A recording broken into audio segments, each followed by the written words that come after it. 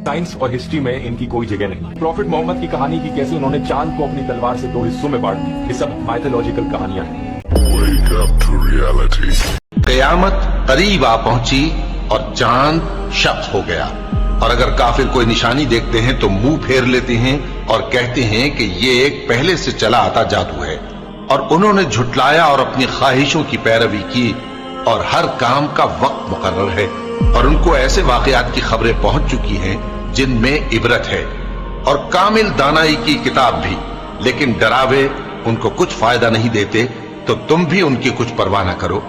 जिस दिन बुलाने वाला उनको एक नागवार चीज की तरफ बुलाएगा, फौरन आंखें नीची किए हुए कब्रों से निकल पड़ेंगे, गोया बिखरी हुई टिड्डियां हों। उस बुलाने वाले की तरफ दौड़ते जाते होंगे। काफिर कहेंगे ये दिन बड़ा सख्त है। इनसे पहले नूह की कौम ने भी तकजीब की थी, तो उन्होंने हमारे बंदे को झुटलाया और कहा कि दीवाना है, और उन्हें डांटा भी गया। तो उन्होंने अपने परवरदिगार से दुआ की कि मैं इनके मुकाबले में कमजोर हूं, बस तू ही बदला ले ले। बस हमने जोर के मेह से आसमान के दहाने खोल दिए और जमीन में चश्मे जारी कर दिए, तो पानी एक काम के लिए जो मुकद्दर हो चुका था जमा हो गया। और हमने नूह को एक कश्ती पर जो तख्तों और मेखों से तैयार की गई थी सवार कर लिया। वो हमारी आंखों के सामने चलती थी।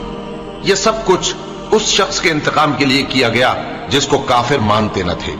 और हमने उस कश्ती को एक निशानी बना छोड़ा, तो कोई है कि सोचे समझे। सो देख लो कि मेरा अजाब और डराना कैसा हुआ। और हमने कुरान को समझने के लिए आसान कर दिया है, तो कोई है कि सोचे समझे। कौम आद ने भी तकजीब की थी, सो देख लो कि मेरा अजाब और डराना कैसा हुआ। हमने उन पर एक रहती नहुसत के दिन में जबरदस्त आंधी छोड़ दी। वो लोगों को इस तरह उखेड़ी डालती थी गोया उखड़ी हुई खजूरों के तने हैं। सो देख लो कि मेरा अजाब और डराना कैसा हुआ। और हमने कुरान को समझने के लिए आसान कर दिया है, तो कोई है कि सोचे समझे।